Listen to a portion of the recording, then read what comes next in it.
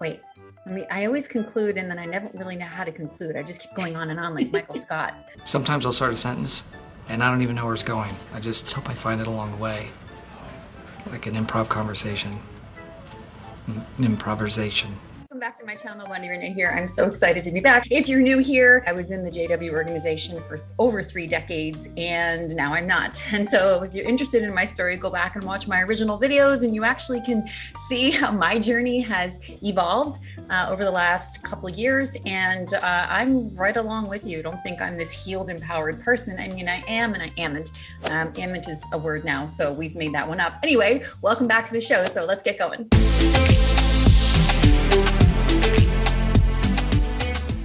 Before we begin, thank you so much for liking, sharing, and subscribing to this channel. The podcast is doing really well, so thank you for listening on the podcast. And it just shows that there is hope and positivity on the other side of high control religion. And if you are in our community and you are having conversations in the comments, thank you so much, because I'm getting feedback that by your stories, by you coming on the channel, more and more people are feeling like they're not alone. And that is the whole point of sharing our story, that in each other we find ourselves. Our next guest is my friend Vivian. She is also an activist. Pretty sure you'll find yourself in her story too. Vivian, thank you so much for coming on the show. I want the audience to know that you have your own YouTube channel, and I want to talk about what got you into activism, a little bit of your background, what you're doing now, and I'm really thankful for your time and your insight into this. So have at it. Tell us what brought you here.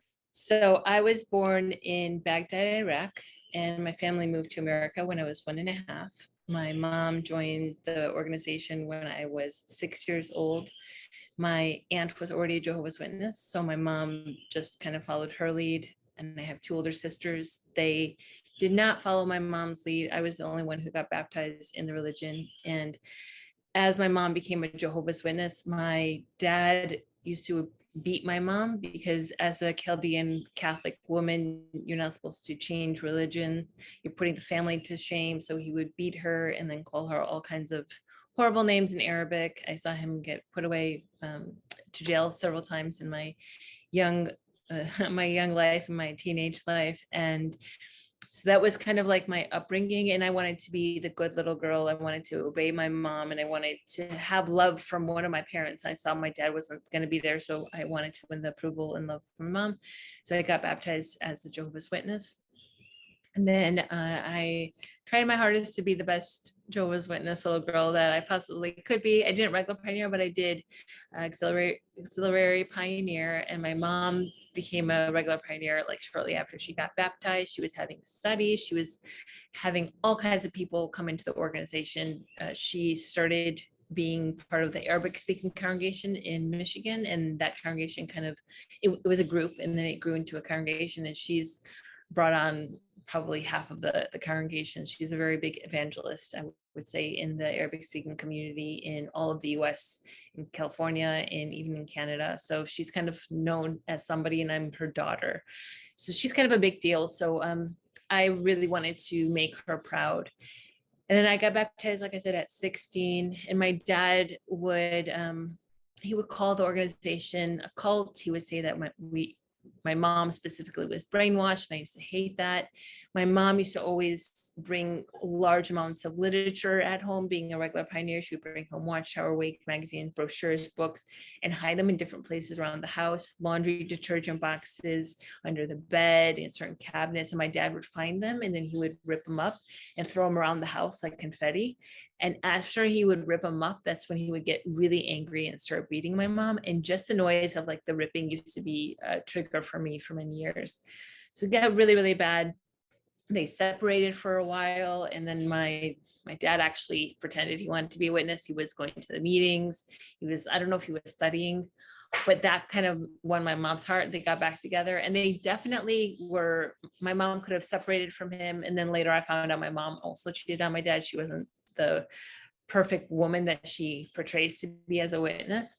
But the fact that the elders really made her feel like she was doing such a great job by staying with somebody who beat her for the religion, because if you're familiar with the Jehovah's Witnesses, they make you feel like if somebody's abusing you because of Jehovah, then you're doing the right thing. Right. So the abuse made her feel like, a very important person in the organization, because she was enduring my dad's beating because of the religion, and she was still in the organization. So she was just like, I am doing the right thing. I'm making Jehovah's heart happy, and I'm very much making myself happy.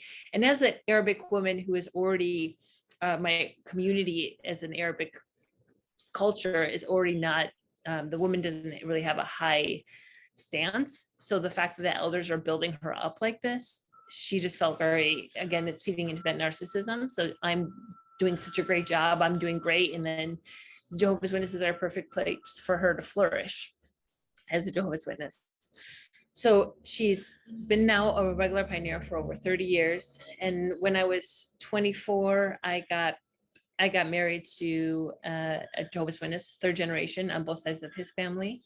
And I just wanted to escape my Middle Eastern loud family. I just wanted to be part of an all-American, calm family. So I married this guy who was very controlling, very insecure, and very controlling. So couldn't hang out with people like I wanted. Every guy I was talking to, I was flirting with him. Didn't really want to do anything fun. It just got from one thing to another thing to another thing. And it didn't start, the baseline didn't start with that, because when I got married to him, I wasn't marrying just him, I was marrying his whole family. He had a good father, a good mom, 2 siblings. And I just was like, I want to belong to a family, because my family was so, my family was so broken. So his family structure was something that I was drawn to. But once I saw that the grass was not greener on the other side, and his family also had issues that I didn't realize until I got part of the family, that's when I was like, started making me say like, what is this? What am I doing? And then, like I said, it just got from escalated to escalated. And 7.5 years into our marriage, I actually ended up having sex with a guy that I had met several months back. And it was just a one-time thing, but that was my wake-up call to say, I've been unhappy this whole time. And I didn't have an affair with this person, but it happened in July. And then it was Thanksgiving weekend that I mustered up the boldness to tell my husband that I've been unhappy for a really long time and I want a divorce. And in my heart, thinking that I'm going to be clear with him, I'm going to be as front as possible. And then he says to me, he forgives me. He wants everything to work out in the midst of him crying. And he's like, we need to talk to the elders as soon as possible. So I don't know, with a couple of days, we spoke to the elders. We had a judicial meeting, again, thinking to myself, I'm going to be straightforward with the elders. I'm going to be crystal clear in my wanting a divorce. Like, there's no way around this. Like, this has been an escalating thing. I'm not going to waste any more years of my life. So met with the elders and I told them, and they said, since my husband was the innocent person in this situation, I was the one who committed adultery, that I didn't have a choice in the matter. So I was getting disfellowshipped. And I had no words. I even looking back, like, I was so naive, because I even said in front of the elders that if I stayed married to him, which he wanted me to do, that I was going to cheat on him, because I was so unhappy for so many years. And he knew that very much. So again, I was very naive in that situation, but I kept on saying in my head, the clearer I am, the more honest I am about a situation, right, the more the elders are going to be okay. But no, that's not how it worked. So I got disfellowshipped around my 32nd birthday. This was first week of December, 2011. And during that time, my mom came to my house, my little studio apartment that I had in Royal Oak, Michigan. And she said to me, you better try to get reinstated as soon as possible. You've already put our family to shame. And because I was very open about cheating on my husband, like, I had no shame. Like, yeah, I cheated on my husband. I've been unhappy and I'm getting a divorce. Like, like, you're going to find out somehow. Like, I had no shame behind that. I find that fascinating. If you can just talk me through that for 1 second, because there have been other guests on this channel that we've talked about how the only really way to get out of a toxic, abusive, or even just an unhappy marriage is adultery. And so they set you up to do something, to make a decision that is probably contrary to what you actually would do. And it rules like that, it makes otherwise rational people do very irrational things. Do very irrational things. So talk me through that. If you're so, if you have no shame about it, I find that to actually be very refreshing, because there's a lot of shame around doing something like that just to get out of a marriage. So what's your mindset on that? And I'm sure you can relate to people in the audience who may have done it or considering it even, or just are really struggling with this notion that I have to do something. I have to take massive action to get out of an unhealthy marriage. So shame does not make it okay. Shame does not mean I have the right to do anything. Shame just means, like, being upfront about my shame means I'm a human being who has human emotions that weren't met or were met. And now I'm just like sharing my raw emotions with you. And by me sharing my raw emotions with you, or my raw situation about my life in a very intimate situation, then I'm hopefully making you feel comfortable in your most intimate, vulnerable places.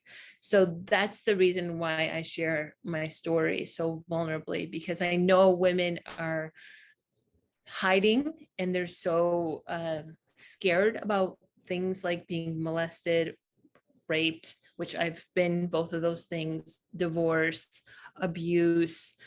I've been through all those things, but I am a completely different thing. I talked to you a little bit about the topic of this thing. This interview, being a rebel with a cause. I've kind of lived the last 10 years of my life, especially being a rebel with a cause. Like, I have this strong desire to prove to myself that I can be the best version of myself despite the witnesses. Like, I've lived all of these things, but I want to prove to myself that I can be the best version of myself. And that doesn't mean that I deny any of those things. I hold them true to myself, but I also recognize that those things needed to happen in order to make me who I am today. So if I deny the fact that I had sex with somebody else besides my husband, then I wouldn't be hiding a part of myself. And there's so many layers about hiding parts of ourselves. The more we hide of ourselves, the more we're hiding ourselves to people, the more untrustful we are to ourselves. And as ex-witnesses, trust and feeling safe is the number one component that people are lacking when it comes to healing. Safety and trust. I mean, I spoke to a woman yesterday who said she's been with her partner for 15 years and she still doesn't even fully trust them because he's worldly, and she's been out for 20 years. Wow. So it's still so ingrained in us, that trust, but it comes from being, in my personal opinion and my personal experience, that once you're okay with your most vulnerable parts, and I'm not saying you need to broadcast it to everybody, but I feel like I can. My purpose of doing that is to allow people not to be ashamed of their most private parts, because so many people are hurting and then we don't even know it. And I appreciate that so much. And in order for you to encourage that, you yourself are demonstrating it. So you mentioned that it took you a long time to try and get reinstated. So talk us through that, because I know that that's the case for a lot of people right now. Yeah, so it took me 4 letters and 2 years of just being rejected. And the elders told me there hadn't been enough time. And I just didn't understand, because I knew there were people in my situation that were getting reinstated after 6 months. I didn't understand where they're coming up with this story from. So after 2 years and the 4 letters, I made the move again from Chicago to California. And at that time, I was like, you know what? I'm not going to be a witness anymore. I don't know what my life is going to look like outside the organization, but I want to see what life is going to look like outside the organization. And I was already building this life outside of the organization, working with people, living with them as a life and wellness coach. And I was really actively creating my life. I didn't work a 9-to-5 job. I've been working for myself since 2012.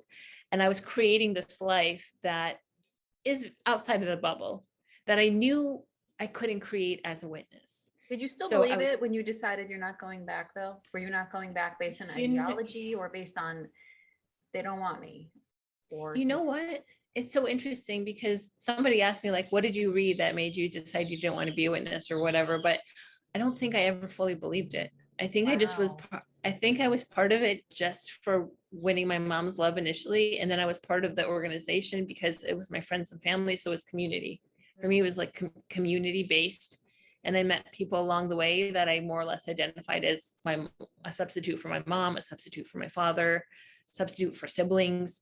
So it was my community. And like you said, like initially, like community is everything. We seek community. If we don't have community, then we can end up very, very broken. So that was my community. And whether or not I fully believed it, I've been out for 10 years now.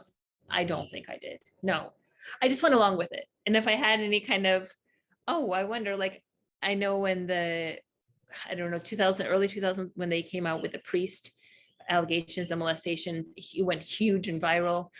I thought to myself, I wonder if this is like happening in the organization. And then shortly after, there was a talk being like, no, we're a clean organization. There's no way things are happening. And then after I got disfellowshipped and like the Leah Remini stuff came out, and I was blown away.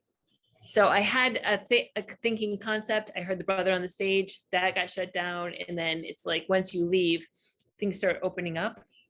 But I can honestly say that when I left, I was really avoiding the ex-Jehovah's Witness community because I knew that they were angry. Like when you're a Jehovah's Witness, the apostates are these angry, vicious humans. You're either that or you're addicted to heroin, a prostitute, a gambler, right? Who or knows, all of the above. Exactly, alcoholic, all the above. And it's like, yeah, no. So I was just like, I'm not going to be any of those things. I'm also not this bitter, angry. Like, sure, I was angry for a bit. There was times where I wanted to go into the Kingdom Hall and vomit. And I think we all go through that kind of stage once we leave the organization. But that was early on. And that was also when I wasn't getting reinstated. I was just getting really frustrated with the congregation and the organization. Like, why aren't you reinstating me? And I was getting anxiety attacks and didn't have anyone to speak to again. It was just really difficult for me. So yeah, after moving to California, I decided I didn't want to be a witness and I wasn't sure what that life was going to look like, but I was already building a life outside of the organization. And I did, however, when I moved to California to Huntington Beach, I made sure that there was a Kingdom Hall near me. And so I actually saw the Kingdom Hall. I'm like, if I decide to go back, I needed to know that was there and available for me. So in that back of my head, so spotted that. And then 4 months after I moved to California, I met my husband, and we got married really quick after 2 months, but he was the person that came into my life. And I had like 80% of my clothes were like Jehovah's Witness clothes, like the suits, the dresses, very conservative. And I had so much clothes. So from when I moved from Chicago to California, I had a small U-Haul full of just clothes and random shit that I didn't have a bed. I didn't have a couch because I donated all that. So it was mostly clothing, shoes, purses, accessories, and all the kind of stuff that you get dressed up to go to the assemblies, to go to the Kingdom Hall, to give talks with, to go out on service with. Like, I lived in Michigan and Chicago, so I had all the winter stuff to go on service with like this bulky, big stuff. Oh, yeah. So that being said, he's like, what are you doing with all of these things? We live in California, 1. 2, I don't see you going back to the Kingdom Hall.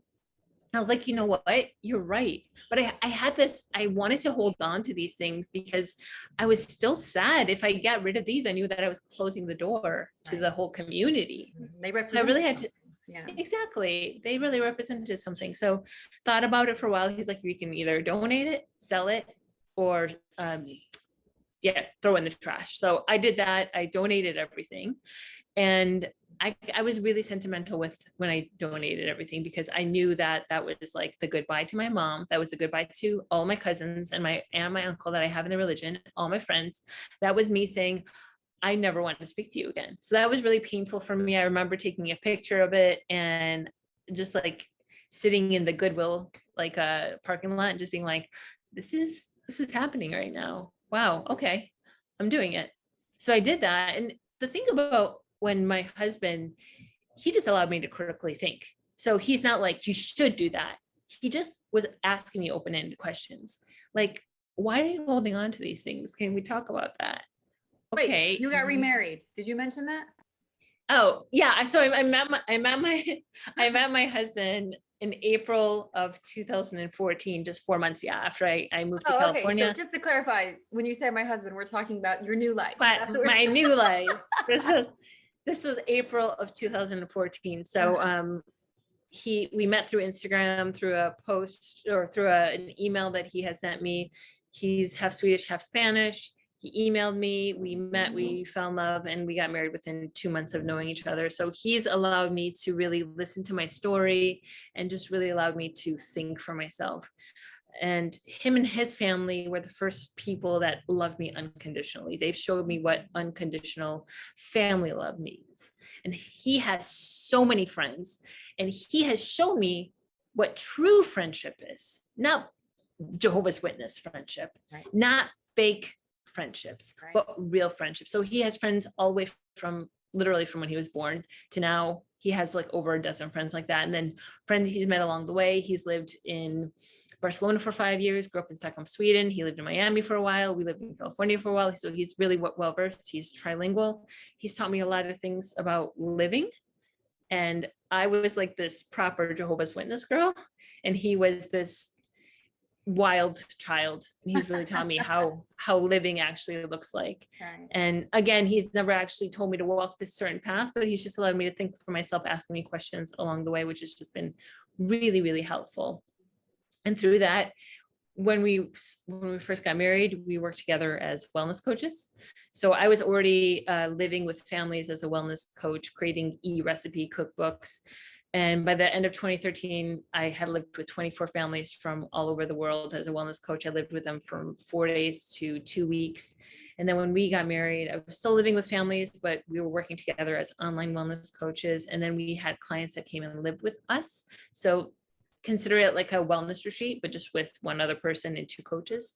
So we had clients that came and stayed with us. We had a 2-bedroom apartment. So they had their own bathroom, bedroom. We had singles, husband and wife, siblings, mother and children come to us. Probably had close to 40 people coming to us in the span of 6 years. So that was quite a project. And we had also continued on my first project where we lived with families. So we lived with a couple families. One family we lived with was in Nigeria. So we've had some quite adventurous times just traveling and living with families as well. That was 2016. And yeah, during that time, he also has seen how the Jehovah's Witnesses have treated me. So the first time we went back home to visit my family, he said like, oh, I'm going to see, like, he didn't understand how my mom was ignoring me because she's a Jehovah's Witness, and he didn't get it. And he's like, I'm a good salesperson. Like, I'll talk to her. We'll figure it out. You guys are going to have the conversation again. So once he realized like it's not happening, she liked him, but I was just like, again, completely like a ghost in the room. That was when I was still speaking to my family in 2014. He got it. And like the second time he saw her, she was sharing scriptures with him, and he's like, no, forget about this. So he didn't really understand how people were treating me and how against that they were to me, my relatives, until he saw it for himself. Because he's like, people don't do that. Like, you can't go from loving your daughter. Concept to anyone who's never, I mean, to even explain it doesn't make sense to anyone that I speak to who has no exposure to it.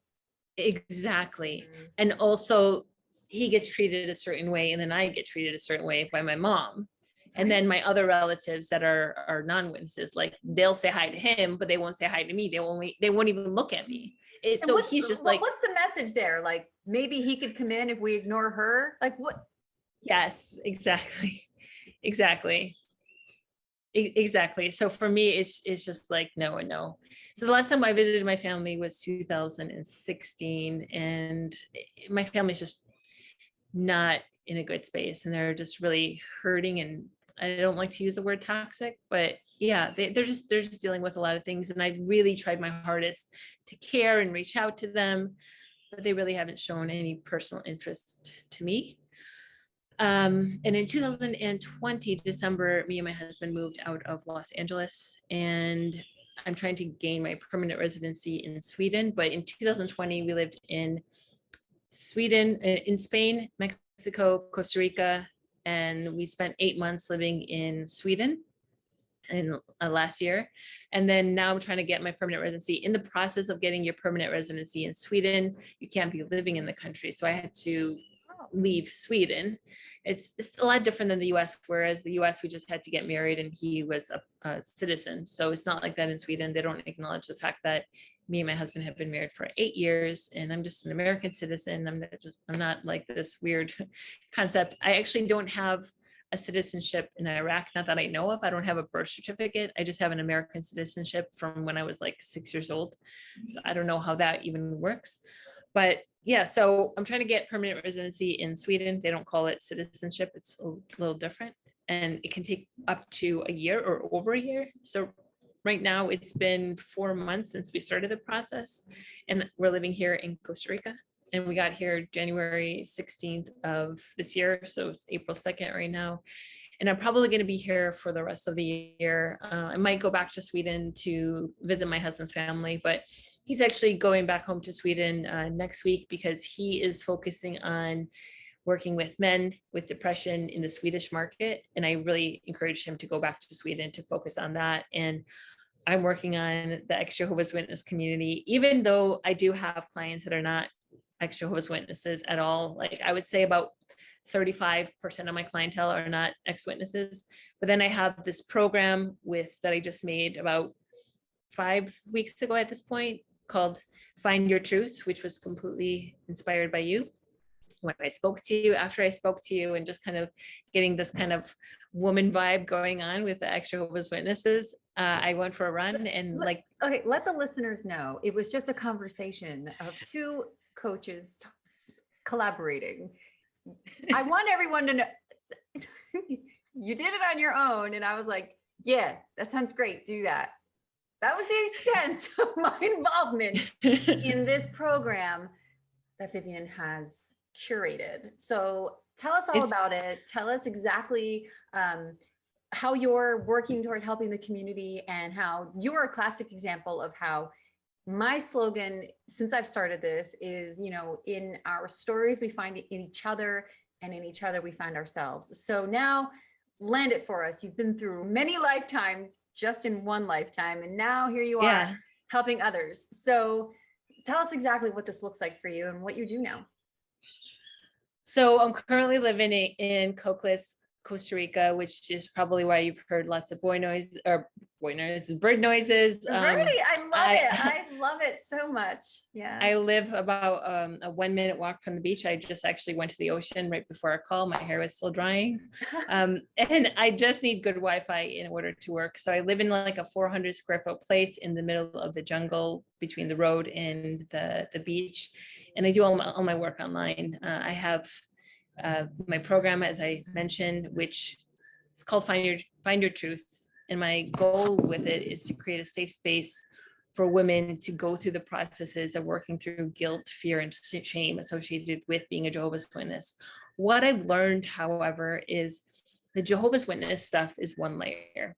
Then we have the family stuff, which is another layer. And a lot of times they just mend together and they're all like in a washing machine together. So you can't really fix one without fixing the other.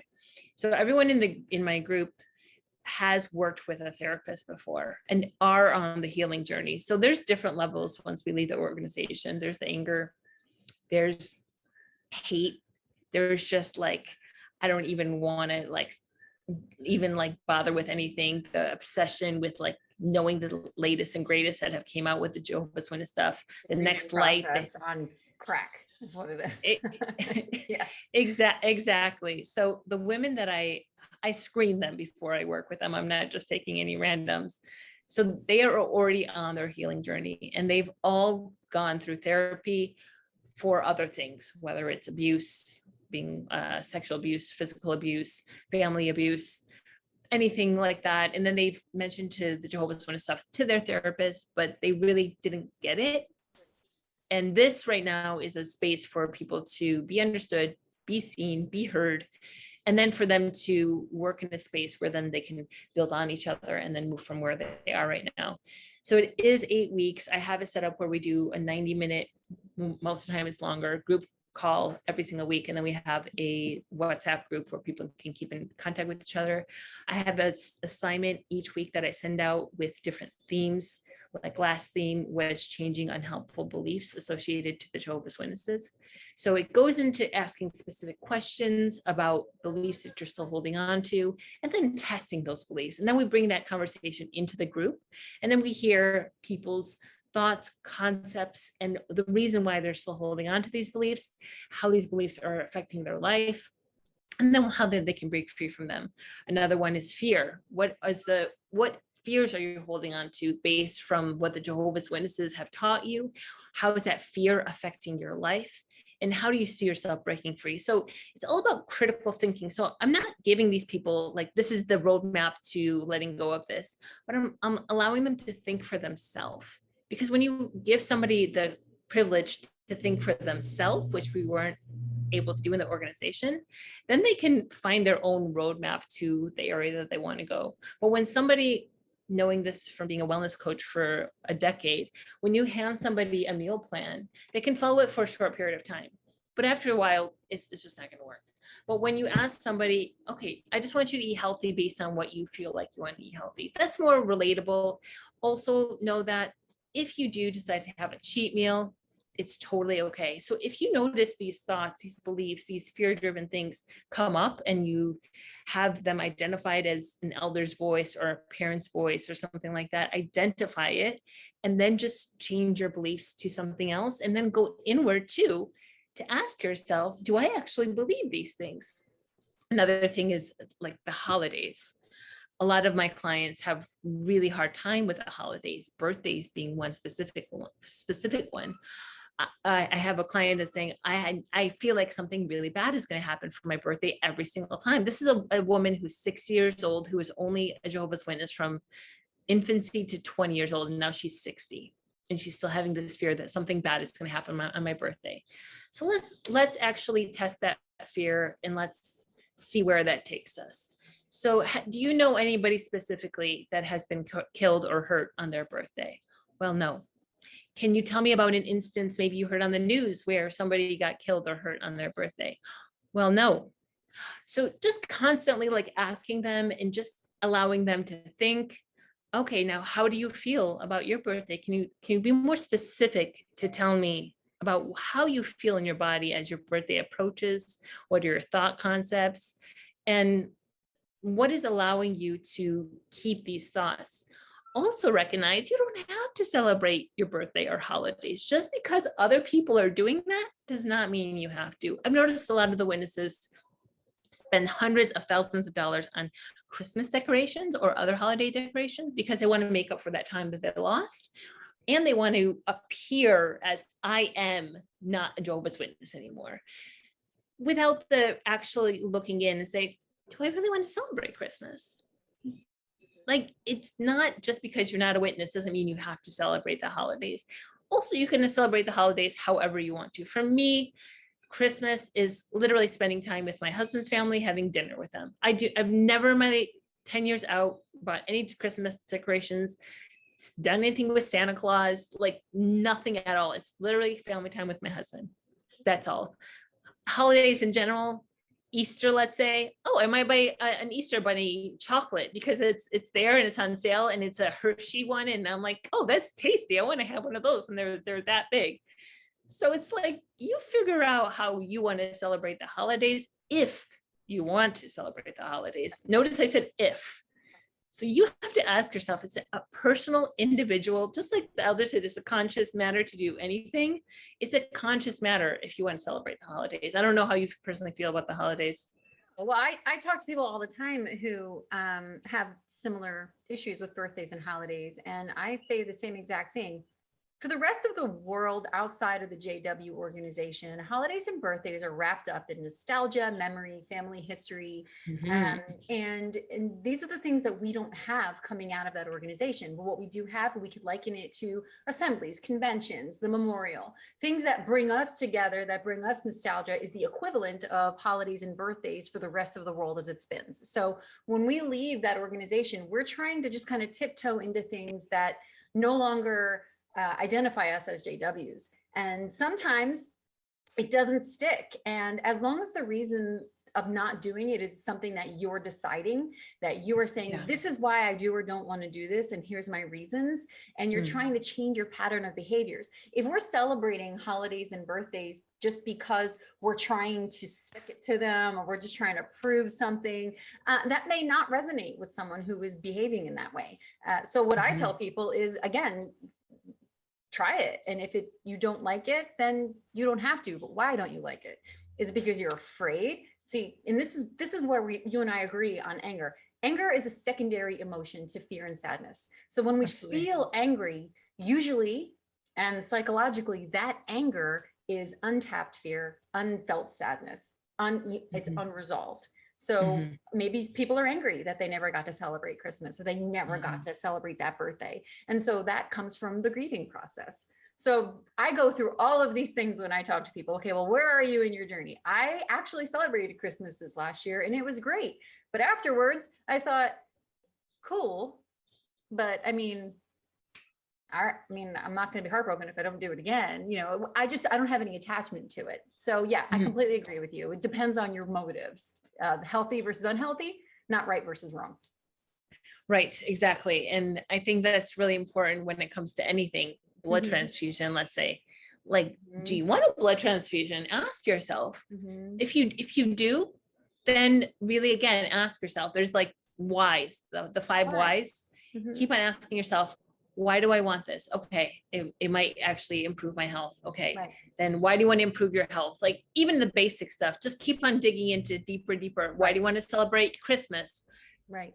I don't know. I want to feel like a child with the decorations and stuff. Right. Great. Okay, so go and explore why you want to do something, because when you explore why you want to do something, that's when you're going to get the answers. Don't go by what society is telling you. Don't go by what the news is telling you. Don't even go by what your partner or your best friend is telling you. Look within, because the answers. The fear and terror for JW, for people leaving the organization, the fear wrapped around Christmas, a lot of it is that is the nail in the coffin in apostasy. And the way I was raised as a witness was, the minute you celebrate Christmas, that's almost the unforgivable sin, which they made up. It's not even a real thing. If you're new to our channel, please understand that if wherever you are in your journey, if any of this is triggering you, please go back and start from the beginning on both of our channels. But right now we're talking about how, honestly, when they put labels on behaviors and actions as creatures of habit, we are going to react to those cues. And that is why Christmas and birthdays are really inherently scary for many people leaving the organization. Yeah, very scary. And I didn't realize that until I started coaching the ExJw Witnesses, because I never had that fear. But once you actually bring fear and shame to broad daylight, it has no space, because then you're making it real. Right. You're making it real. And especially when you're talking with a bunch of other people who have that same kind of fear or shame or guilt or whatever it is, then you feel like you're not alone. Then you feel kind of like, oh, it's not that bad. Okay, then you can work through it. But it's when you're keeping it to yourself, it becomes a secret. It becomes yucky. Well, saying it out loud also adds more weight to it. If we get in the thought patterns and the thought loops of, I'm celebrating Christmas, I'm celebrating birthdays, I'm a bad person, get caught in that intrusive thought loop. But when you say it out loud, I'm celebrating Christmas and there is literally nothing wrong with it to me.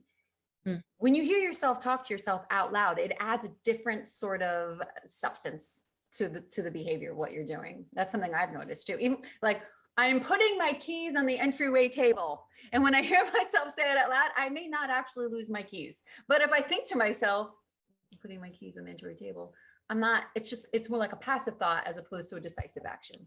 Yeah. And speaking about shame, again, I have two women in my group that just came out as lesbian. One is 40 and one is 59. And the woman who's 59 just came out last year as a lesbian, and she's still having kind of like a hard time really coming out. And one of the other women from the group, which I also vocalize, who's also like in her 60s, and she said every single human at some point had some kind of curiosity being bisexual. And 100%, that is so true. For somebody to deny that is like denying being human. So when you just allow yourself to acknowledge it's who you are, it's totally okay to be who you are. And you have other people kind of saying, you are you, you should be totally fine being you, and there's no shame in it. Like, we've all felt this kind of way at some point in our life, if not all the time, that now you're finally out and now you finally can be you, is like such a healing place. Well, you're also creating community for people that have shared struggle and shared experience. It's exactly Absolutely. what a community is, as opposed to Absolutely. individual. You have people going through the same thing. So what I find especially wonderful about your program is it's not just XJWs. You do work with women who don't have that, but when you do work with XJWs right now, you're focusing solely on women. And I think that is something that we really do need more support in. So let me just speak for a lot of women whom I know behind me in the back of my head. Thank you for having that coaching program, for having that space for them. Thank you so much. For Actually, us. 2 years, 2 years ago, I came up with a program called Beautifully Vulnerable. And it's my elevator pitch was, I help women connect to their most authentic self. And I didn't realize how much that was needed in the ExJw Witness world. So when Find Your Truth is the name of my program for the ExJw Witnesses, the Find Your Truth, it was a play on we are in the truth kind of thing. So it's about finding the truth within yourself. But it's the same concept of helping women connect to their most authentic self, because we have this disconnect from who we were that is not even, we're so disconnected to our bodies, we're so in our heads, we don't even know what we want, what we think. And these women all the women in the group, actually all but one I said I have 9 women, all of them except for one are between the ages of 40 and 62 years old. So I'm not dealing with any like toddler or like teenagers or young girls. And these women who have spent their whole life in the organization, more or less, they come to me and they're like, they want to speed through this healing journey. And they're like, I wasted enough years of my life in the organization. I just want to be better because I want to figure out this next chapter of my life, because I've spent most of it being miserable and unhappy.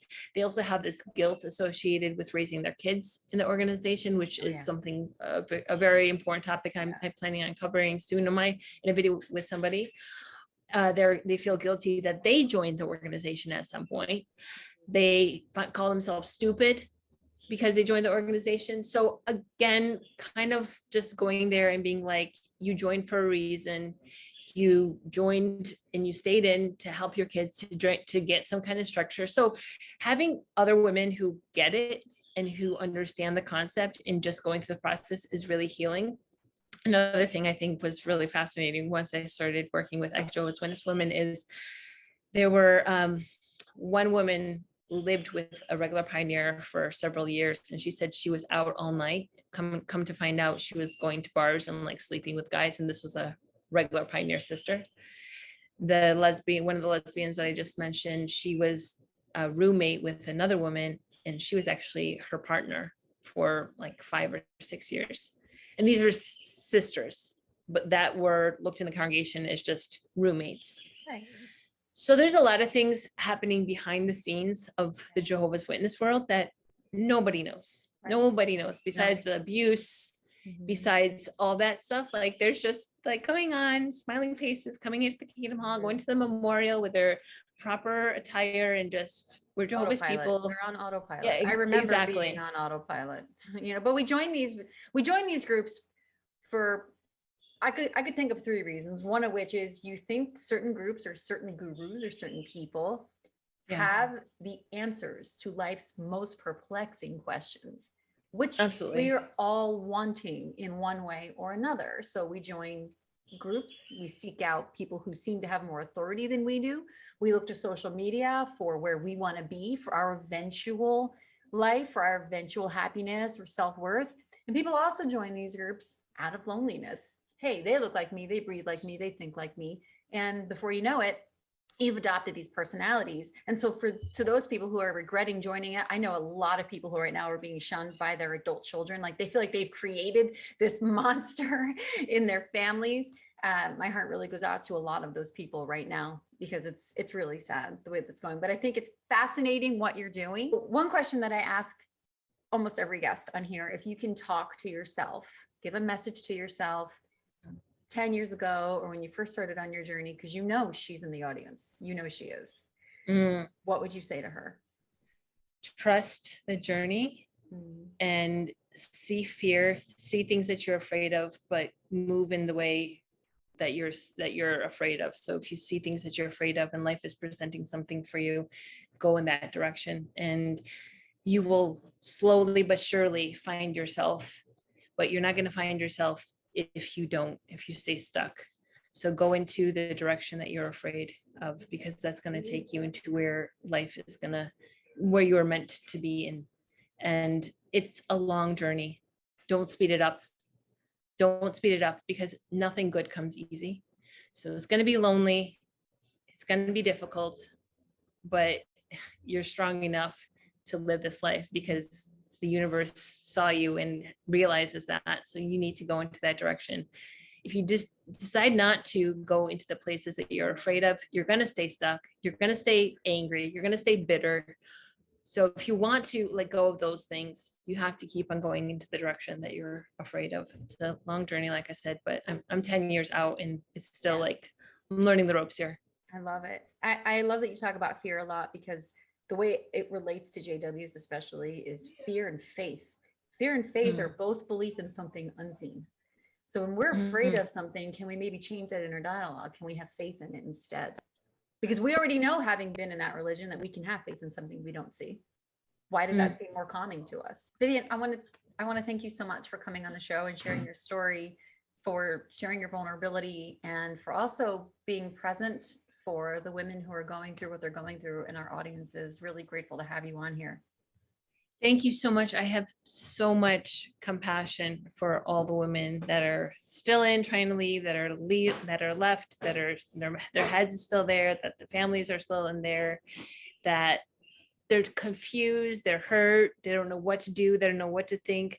I have so much compassion for them, because I've been there, I've walked in their shoes, and it's a very isolating and lonely place to be in. But that is actually a perfect place to start your life, because when you are that vulnerable, that is a perfect place. You have like this clear palette. Now this is a good place for you to create the life that you want. I love that. And I'm going to end on that note. I couldn't think of a better way to end, but we're going to have you back on again. Thank you so much for being here. And thank you. And I actually want to interview you for my channel, because you have such great presence. So thank you so much for allowing me to be on yours. And I hope to. Let's do it. I would love that. Thank you so much again. And we will talk soon. Did you hear that, audience? The party is going to continue on Vivian's channel. I hope so. We'll let you know. In the next couple of weeks when you have time. I would love that. Cool. All right. Thank you so much. She'll see you next time. You're welcome. Bye. Thank you so much for watching. And if you want to contact Vivian, her contact information is in the description box, like always. And that's all we have for today. And we'll see you next time.